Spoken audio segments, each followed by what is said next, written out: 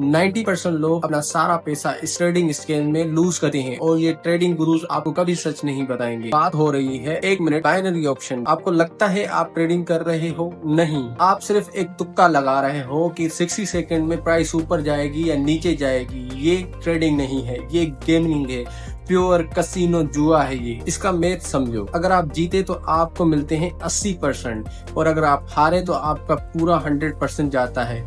Risk ज्यादा, reward कम। Long term में आपका अकाउंट जीरो, क्योंकि ब्रोकर ने पहले ही गेम आपके खिलाफ खेला है। रियल फॉरेक्स या क्रिप्टो ट्रेडिंग ऐसे नहीं होती। वहाँ आप proper risk to reward follow करते हो।